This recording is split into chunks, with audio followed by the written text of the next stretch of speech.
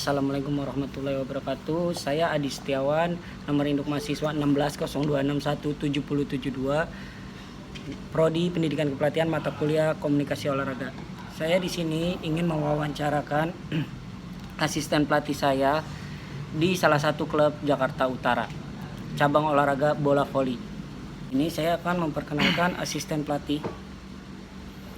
Baik, perkenalkan, nama saya di sini Ricky Apolos. Saya sebagai asisten pelatih dari klub voli di Jakarta Utara. Di sini saya akan menanyakan bagaimana sih cara membuat program untuk atlet. Program seperti apa tuh? Kayak contohnya latihan fisik itu kayak gimana programnya? Gitu. Kalau dari saya sendiri sih ya, dalam segi teknik itu biasa saya melatih, misalnya membuat program seperti teknik-teknik dasar, misalnya seperti passing bawah, gimana caranya seorang atlet itu bisa melakukan dengan benar, dengan baik, tekniknya seperti apa, kemudian ada passing atas, ada servis, dan ada spike dan lain-lain lah. Kalau untuk teknik, dalam teknik sih seperti itu. Kalau untuk teknik, maksudnya kalau untuk latihan fisik sih biasa saya membuat program itu lari di stadion, atau bisa terkadang saya buat program di tempat gym gitu untuk meningkatkan fisik atlet tersebut, seperti itu.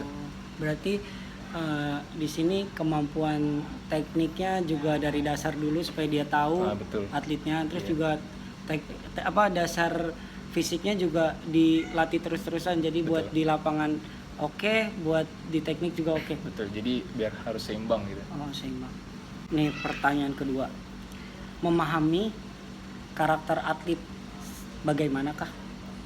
Memahami karakter atlet ya, kalau saya sendiri sih dalam melatih itu memang cukup sulit ya untuk memahami karakter atlet itu, karena kan setiap atlet itu berbeda-beda ya.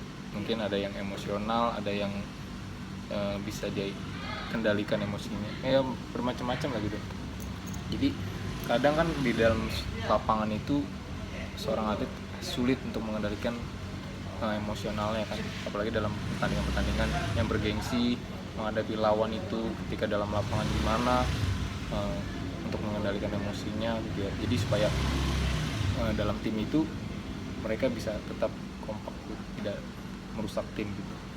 Jadi pelatih tersebut harus tahu atletnya dulu nih. Betul. Kayak misalkan dia emosi apa enggak, ini yang satu atletnya gimana karakternya, jadi kita harus lebih mengenal satu gitu, supaya memang cukup sulit untuk melatihnya, tapi perlu kesabaran dalam melatih. Memang ini kalau melatih karakter ini memang cukup sulit lah dibandingin melatih fisik atau melatih teknik gitu. Ya, soalnya membentuk karakter itu susah. Nanya lagi nih coach, bagaimana cara pelatih dalam pendekatan kepada atlet tersebut? Melakukan pendekatan ya? Iya. Kalau saya sendiri kan, karena memang saya berada di asisten pelatih di usia 15 ya, berarti masih usia yang rentan gitu, masih usia anak-anak lah.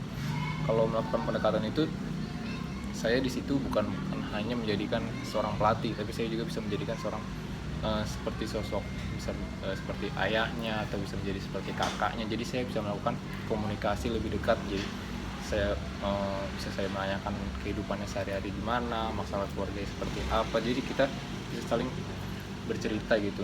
Nah, jadi saya juga siap buat mendengar keluh kesah mereka, keseharian mereka seperti apa. Bisa juga kita bukan hanya di dalam keluarga, bisa juga masalah di lingkungan atau pertemanan mereka, jadi gitu. Jadi dalam artian pelatih harus siap mendengarkan apapun yang atletnya rasakan. Betul. Karena atlet ini sudah menganggap pelatih sebagai keluarga, orang tua, bahkan sahabatnya sendiri.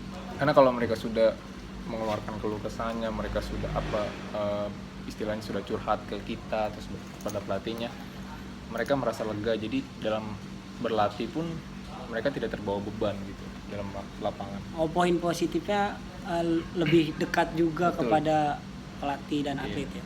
Di sini saya akan menanyakan kecemasan atlet. Bagaimana sih pelatih menangani kecemasan atlet tersebut? kecemasan atlet ya. Kalau dalam olahraga bola voli sendiri sih ya, biasanya yang sering terjadi itu atlet tersebut itu down saat dalam pertandingan. Nah, kalau saya itu sendiri menangani hal tersebut ya, kembali seperti di awal tadi, kita memahami karakternya, melakukan pendekatan kepada atletnya. Bisa juga kita, yang bisa saya lakukan di lapangan itu bisa menenangi, saya memberikan motivasi agar dia bisa lebih tenang, kembali siap bertanding, supaya di dalam lapangan tidak terjadi hal-hal yang tidak diinginkan, seperti itu. Berarti lebih ngasih motivasi supaya Betul. percaya sama kemampuan diri sendiri. Oke.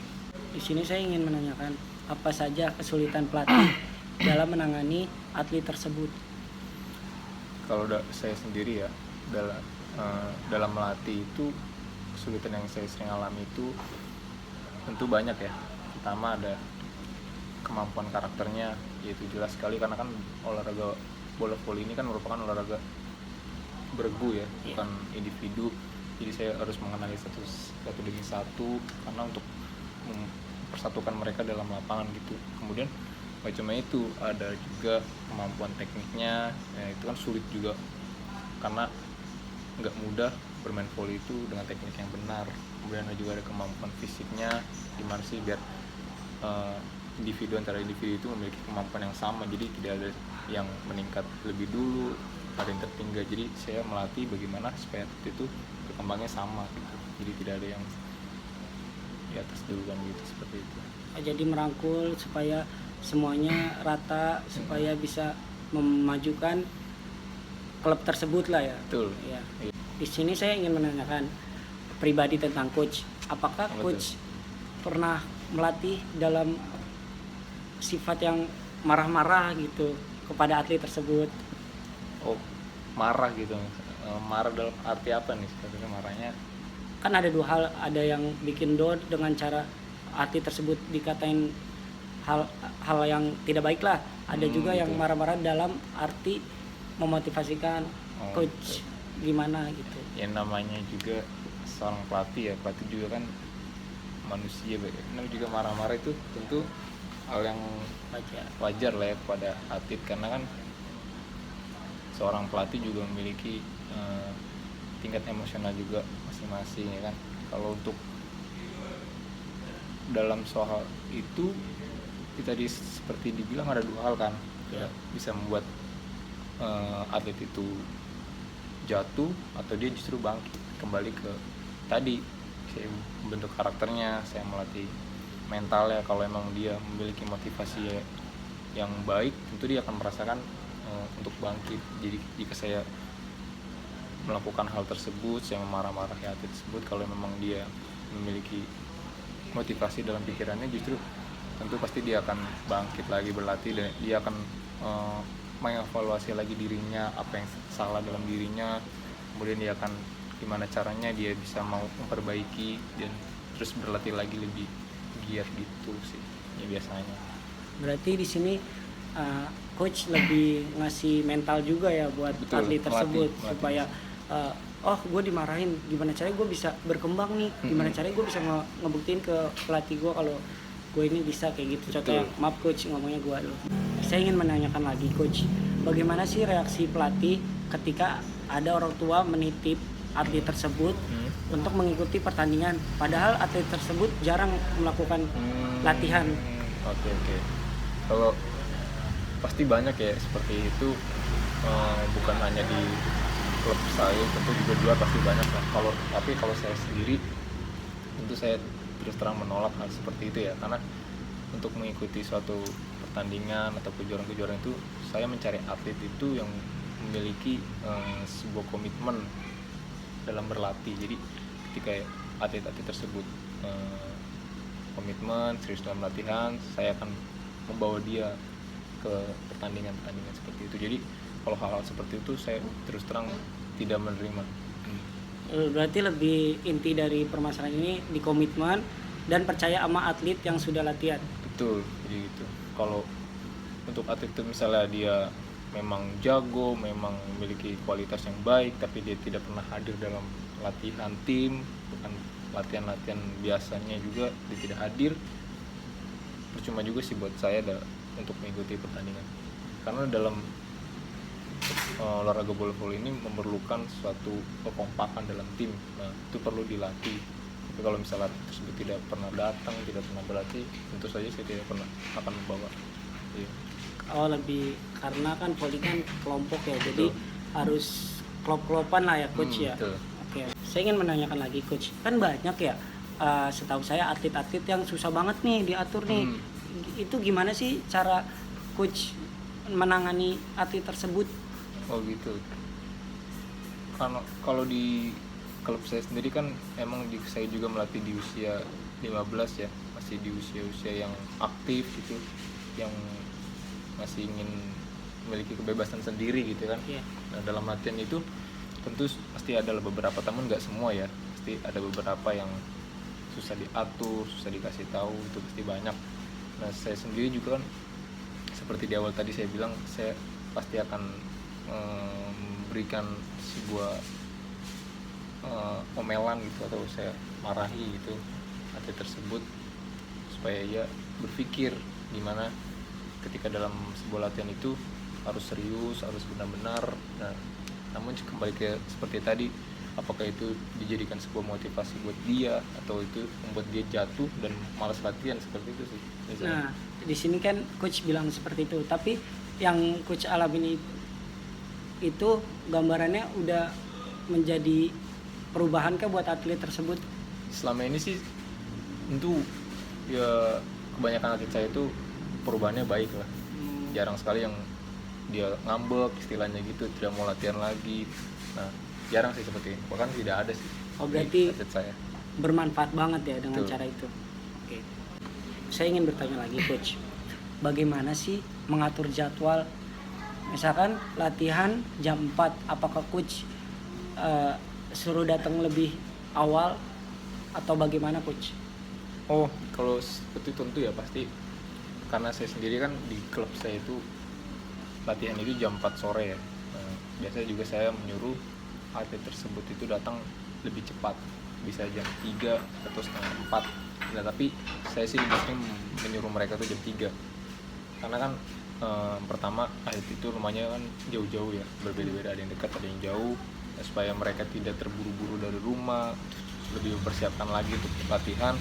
Nah, maka saya menyuruh 1 jam sebelum latihan itu, karena untuk melatih disiplin juga kan perlu ya. Oh, berarti intinya disiplin ya, karena kalau kita sebagai atlet udah disiplin pasti udah tanggung jawab ke semuanya juga ya coach. Betul. Jadi kalau mereka sudah siap di lapangan, misalnya ketika jam 3 sudah sampai ya kan, mereka bersiap-siap, misalnya berganti pakaian, memakai sepatu. Nah, setengah 4 sudah selesai, kira ketika jam 4 sudah mulai latihan, semuanya sudah siap, jadi tinggal memasuki materi yang akan diberikan, seperti itu. Ingin bertanya lagi, bagaimana penanganan pelatih ketika atlet tersebut menemukan atau melawan musuh yang kemampuannya di atas atlet tersebut? Kalau seperti itu ya, dalam sebuah pertandingan kan tentu banyak lawan yang memiliki kemampuan berbeda-beda, ya kan.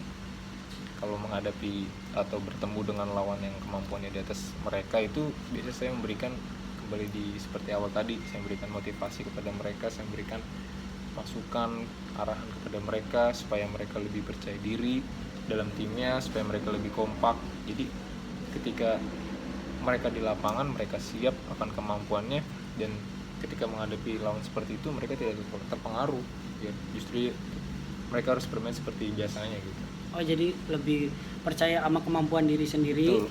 Karena atlet tersebut menganggap kayak musuh paling berat adalah diri gue sendiri nih, gitu ya coach, kayak gitu ya. Oke. Nih coach, terakhir saya ingin menanyakan, bagaimana sih reaksi coach saat pencapaian terbesar atlet tersebut mendapatkan juara? Bagaimana reaksi coach tersebut? Tentu ya saya pasti senang lah ya, pasti bangga, karena apa yang saya latih selama ini itu terbayarkan gitu. Saya berarti melatih nggak sia-sia, bukan hanya sekedar melatih begitu saja, tapi ada hasil yang dia berikan juga, ada feedbacknya kepada saya gitu. Jadi saya juga merasa senang lah gitu. Bukan hanya saya yang senang, mungkin juga orang tua mereka pasti senang, teman-teman mereka juga banyak senang. Ya tentu sih senang lah gitu. Berarti intinya lebih terbayarkan ya, Betul. apa yang udah diberi, Saya latih. hasilnya juga memuaskan. Betul. Terima kasih banyak coach. Sama-sama. Demikian wawancara singkat mengenai pelatih kepada atlet dari saya dan asisten pelatih. Sebelumnya saya mengucapkan terima kasih banyak untuk yang sudah menonton. Jaga kesehatan yang selalu, jangan lupa menggunakan masker, menggunakan hand sanitizer, menjaga jarak. Kita sini udah jaga jarak.